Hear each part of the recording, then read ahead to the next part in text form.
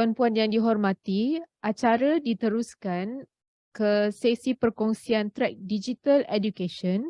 Untuk makluman tuan-puan, pemudacara bagi sesi perkongsian track Digital Education ialah Encik Ghazali, Timbalan Ketua Pegawai Teknologi Maklumat, Jabatan Infrastruktur UiTM Shah Alam. Selamat datang diucapkan kepada Encik Gazairi. Tuan-puan perlu kekal di pautan ini untuk terus mengikuti sesi pembentangan. Dengan segala hormatnya, dipersilakan.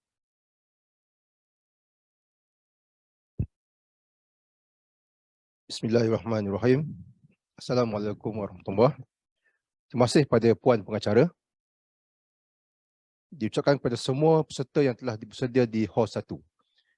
Sebagaimana telah dimaklumkan oleh pengacara sebentar tadi, bersama-sama kita pada hari ini seorang pakar dalam topik yang akan dibicarakan, iaitu Reimagining the Role of Technology in Education. Diperkenalkan speaker kita pada hari ini, iaitu Mr. Rush ataupun nama penuhnya Mr. Rajasekaran Unikrishnan, di mana beliau akan menggantikan speaker asal, iaitu Encik William yang mengalami masalah kesihatan. Jadi saya akan memperkenalkan terlebih dahulu speaker kita pada hari ini. Mr. Rush merupakan Director Marketing dari syarikat Symphony Summit AI. Izinkan saya menggunakan bahasa Inggeris untuk menerangkan profil Mr. Rush. Mr. Rush has a diversified experience working with large companies like Wipro Technologies and IBM to startups with exposure in geographies like North America, Southeast Asia, Japan, MEA, and India. Raj has delivered strong revenue growth using marketing channels in the companies he worked. Some of his marketing projects were featured as a business school case study and won many awards. Raj enjoys building brands and he is passionate about building high-performance team members. Dan saya bacakan sedikit tentang tajuk yang akan dibincangkan pada hari ini, iaitu Let us reimagine a university and learning experience this post-pandemic world. Students, faculty, and other stakeholders would like to have customer-like digital experience of their university and learning. Okay, so without further ado, Mr. Raj, over to you the session. Are you ready, Mr. Raj? Yes, that's right. Okay. Thank you. Thanks for the kind introduction. And so, yeah, as mentioned, my colleague William was supposed to join the meeting, and unfortunately he fell sick and I had to take up this responsibility of delivering it.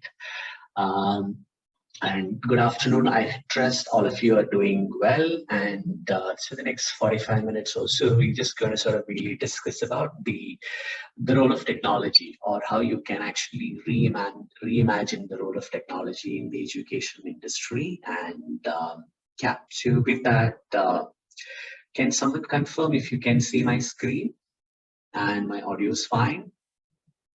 Yes, all right, great, thank you. All right, so with that, I'm sure that okay, in last one and a half days of this conference, I'm sure that okay, you would have heard about that okay, how the education system was transformed in the last 2 years, and probably that okay, caused by the pandemic and everything. I'm not going to sort of really just stress too much around that. All of us have really witnessed that okay, how the education system has like transformed post pandemic. And in our IT industry, there is a joke that says that probably the COVID was the chief digital officer who brought in a lot of changes and the transformation to the industry, and we sort of really believe that. But what is important to really note that how technology has changed, not just the learning part of it, but the teaching, assessment, and the other thing. And what was really started during the pandemic, and how we have sort of really, all of us have increased the adoption of the technology in our day-to-day life, specifically when it comes to the education systems, all including the faculty, and including the students, and all of us, like, okay, including parents, in terms of how all of us are really well connected using technology.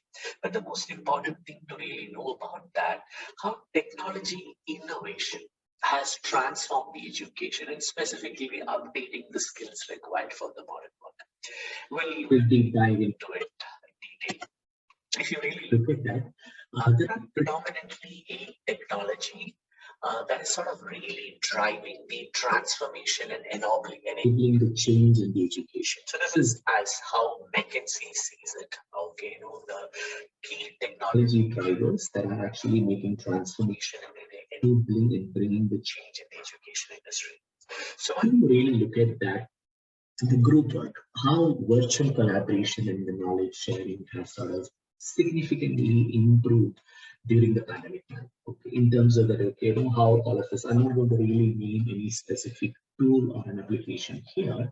All of us are really witnessed about that, how the virtual collaboration has brought in, bringing students together, bringing faculty and bringing teachers and the students together, how the collaborative learning has really happened.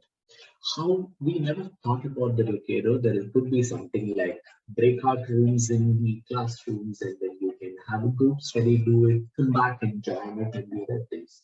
So that's like one big driver or one technology innovation that has really happened. The second is about that there are many tools that really emerged during this time to engage with one another.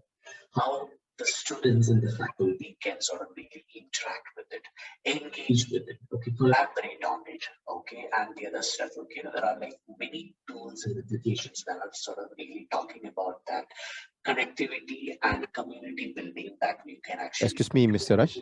Yes. So sorry, sir. Actually, the audio quality is not good. Can you try to set something to improve the Yes, audio? I'm actually turning off my video. Sorry, could be because of that, the bandwidth thing. So I hope it should be better now. Thank you. All right, sure. Okay, so just bear with me. I'm going to just turn off the video, and just to make sure that, okay, the audio doesn't interrupt. And so the second thing is about that, okay, how connectivity and the community building is sort of really happening, okay, with various technologies, tools that are sort of really available, and for us to sort of really leverage it. And the third technology driver, the way we see, is about how augmented reality and the virtual reality is transforming the education industry. We all of us know about that, okay, how the role of AR or the VR in recreating and then probably creating a very interactive simulations to it. So this immersive learning is sort of really doing major transformation across the industry, and specifically in the education industry as such. And we've seen this happening in the developed markets, and sort of really, we see that the adoption and the growth of augmented reality and the virtual reality happening significantly in the developing countries as well. So for example, I remember that when I was a student, I remember that it would be my class teacher taking the entire class for a, say, zoo visit. Probably that, okay, we had to sort of really, take us in a school bus 5-6 hours away from our home to sort of really go and witness all the fancy animals and wild animals and the other thing. Today, the class teachers are really empowered to go ahead and recreate the zoo experience within the household. So, okay, you can show that, okay, how zebra looks like, how giraffe looks like, that how you can sort of really interact with hippo and all the wild elephants and the other things. So the augmented reality and the virtual reality is sort of really transforming the education industry with various innovative interactive methods and the simulations. Another thing to really know about is that augmented reality, you don't need to have a very fancy headset or anything. The augmented reality, you can just simply sort of really download it on a smartphone or a laptop or the desktop and then sort of really start using it. So that's essentially another technology innovation that is really making the change. And the machine learning powered by teaching assistants. Okay, so we have seen various use cases about the how machine learning is sort of really helping. So today, as a parents, all of us really are concerned about that. Each kid, each student is very unique, having very unique qualities and unique talent about it. But when they are actually brought into the classrooms, how teachers can sort of really create applications and methods to sort of really talk about that, how to measure and gauge the performance of each students depending on Mr. Rush, sorry, Mr. Rush. Yes. Yeah, we found that some noise from the audio. All right. Yeah, sorry. Could you? Of course, yes. Yeah. Okay, adjust something on that. I am. Thank you. Okay. Is it better because I have closed all my applications? Give me a second to make sure that.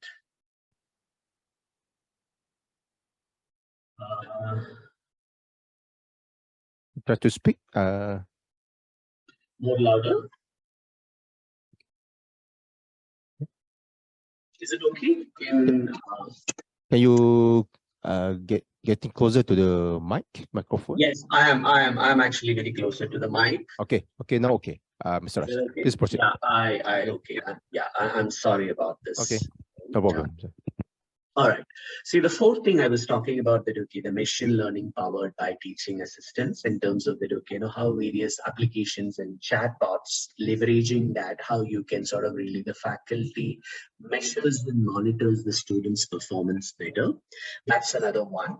And there are many courses that are sort of really available to sort of really leverage that, delivering the course, in terms of leveraging artificial intelligence and machine learning to deliver course delivery. That's about that, creating custom lessons based on the student progress. Say, for example, a particular student will be great in, say, technology compared to the art.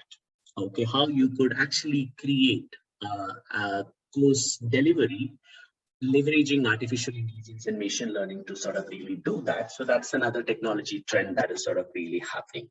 And the most important thing is about that, the student progress and monitoring, how you progress monitoring. And also sort of really, there are tools that are really available, specifically powered by AI in terms of that sort of really monitors about the risk alerts that is really happening. Okay, so today technologies are available to sort of really look at that, whether the student is sort of really doing the right things or going in the right way, and how the intelligent tools that can sort of really trigger alerts to the faculty and to the parents in terms of that, when students deviate from the normal course of activity and if you probably that, sense any kind of a risk or anything. And the other one is about the classroom interactions. Okay, how you can make it more interactive in the other thing. I'm sure that, as the faculty and the teachers, all of you are aware about that, there are hundreds of tools and technologies that are really available that sort of really one can leverage for conducting polls and chat, survey, and community breakout rooms and the other things. So these how McKinsey looks at as the key drivers that are really enabling change in the education industry. I will move on to the next slides. I'll just skip these things. And if you really look at that, the entire education ecosystem, I would sort of really break it into four personas. Okay, one is about the students, and the other one is parents, faculty, and the IT team of any education institution.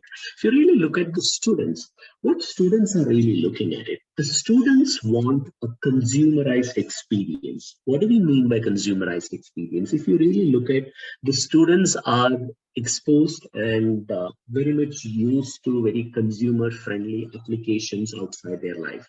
Something like maybe the Instagram, what they use at probably that for social connections and the other thing.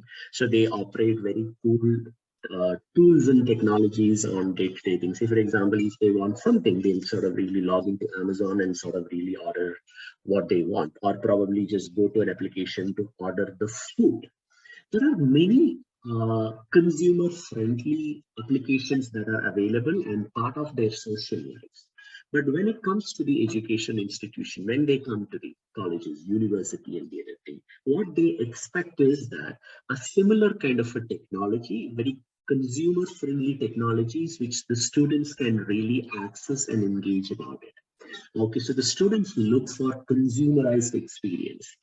But as parents, all of us are really parents, and like parents, what are we really looking for? We want visibility. We want visibility in terms of what is happening in the college, what's happening in the university, what's happening in the school, and parents want to have a visibility of how their son or daughter is really performing it, and wanted to constantly hear feedback from the teachers and professors and the others in terms of what is their assessment about the child and the other stuff.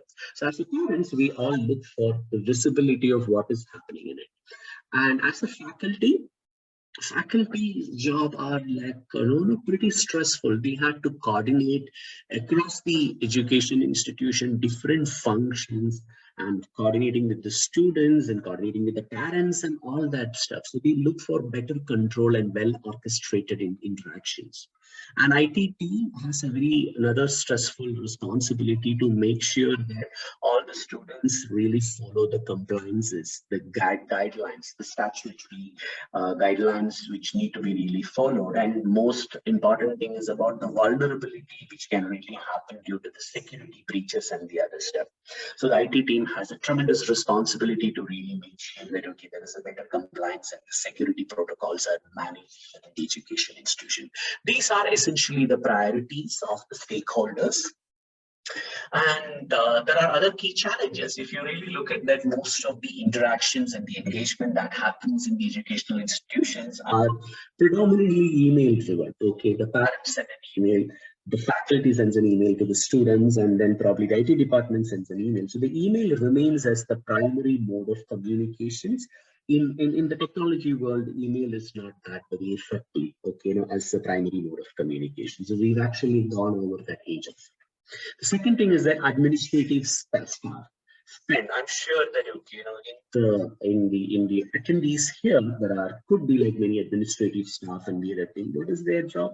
They have to spend most of their best part of the day repeatedly answering questions, okay, which comes from the student, okay, which comes from the parent in terms of the the examination schedule or the fees and the other thing. If you really go back and look at it, most of the time what they are doing is that they are actually spending the time in repeatedly giving same answer to various students and parents and the other stuff. And the knowledge sharing is really happens in a very siloed manner in most of the educational institutions. We will talk about that. What do we mean by? And overall, there is really the systems and the process needs to be really far better. So where an organization like us can really help bring all that stuff. So you heard about the challenges faced by the students, parents, faculty, and the IP team, and then really the various manual ways of really working.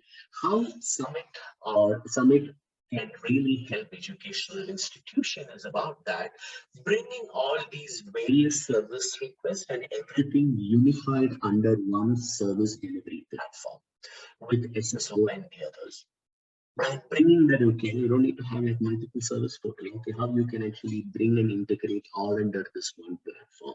Unified application and access, management with the service request and approval, faculty and staff cleaning requests and the others, and make sure that application is uptime, changes, release management with the relationship mapping and the risk assessment, and also that for the senior IT decision makers and the business decision makers in the educational institution, giving a visibility of what is happening across their education institution and how technology can integrate all that stuff and give a very unified reporting in the dashboarding to show that what is working and the areas that can be really improved upon. And ultimately, all this will result in delivering great experience, not just for the students, but for the parents and for the entire faculty and the entire staff of it. Providing integrated service portal. You don't need to have a multiple service portal to sort of really interact with it, and multiple emails and phone and chat and the other thing. Create a very integrated service portal and automate many manual processes. If you really look at that, most of the time we end up actually doing repetitive tasks in the other thing. How you can really automate all that stuff. And then the last one is about that, making sure the most important is that you follow, ensure the compliances and the security protocols with the educational institutions. This is one example which we can really talk about it. See, I'm sure that the administrative staff will be repeatedly giving answers to the student in terms of that, for example, I need information on student and hostel facilities. This is during the admission processes. I need information on the report card. Why do we need to have, say, the staff sitting and answering all this stuff?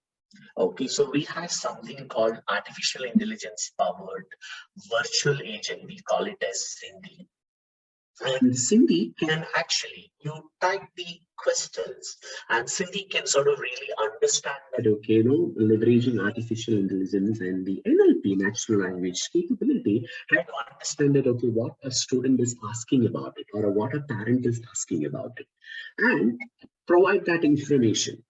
Okay, so you don't need to have like 5 or 10 staff sitting and then repeatedly giving these answers. You can actually onboard all this into Cindy, and the Cindy can actually interact with the students and parents, and all these repetitive questions and the other thing can be handled by Cindy. So you have your staff that is available to do more creative tasks. Okay, more productive things. You don't need to sort of really sit and do the repetitive tasks. Okay, if somebody wants to know that I need information on the semester examination schedules, okay, just somebody types it, okay, the Cindy answers. If parents wants to know about it, okay, just send it. Okay, they just come to the Cindy and just type about it. Cindy just provides that information about it. And another thing is that again, the similar experiences, okay, so you don't need to, you can do this using mobile phone or tablet or any other stuff. Okay, all the concerns related to the privacy, internet safety for students, attendance history if parents want to know about it, or how you can automate the attendance history of your ward on a regular basis. So every month, okay, the attendance history can be automated and then it goes to the parents about it. And probably the request a library reference book from a particular author, all that stuff. Many of the stuff is probably a student wanted to have a request for a vegan meals in the hostel, okay, or a specific menu, or he's got some allergic with peanuts and milk and the other thing. Okay, you can request for a special meal using that. You don't need to have a manual tool or an email or a manual register to do all that. So if you can offboard all that into Cindy, and then Cindy can sort of really do that. So this is the role that digital agent and the technology can really help address many of these manual tasks currently, which is being manually done in the educational institution. The knowledge dashboard is very important. Say, for example, how to apply for scholarship and aid. If somebody sends an email, then the administrative staff had to just go take a photocopy of it and send it by email and everything. No, you can actually automate all that stuff. So you have a portal, knowledge portal, where all these things are really stored, and when somebody asks for it, it can be just sort of really automate this delivery of technology article to them.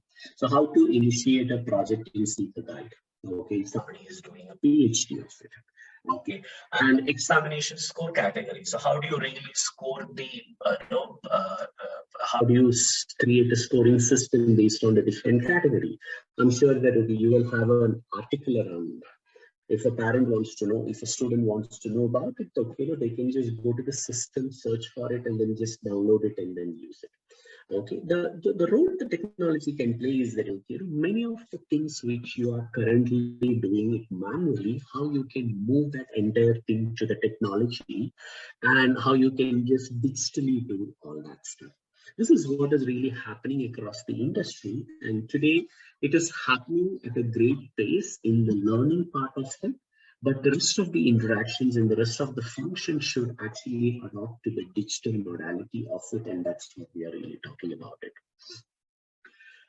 If you really look at that, okay, so these are very common student faculty services. If you really look at the general things like updating the profile, providing leave requests, no HR portal password, onboarding and the offboarding of the employees. If somebody wants a visa requirements, referral request, and the other thing, you can automate all this stuff.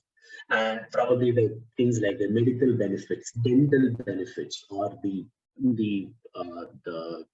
doctor's availability, okay, and all that stuff. Okay, you can just automate all that stuff and just provide this entire thing to the portal. Employee letters. So, for example, somebody wants and a staff wants to have an address verification, experience certificate, salary certificate, and the other stuff. All the stuff you can actually digitize and onboard it.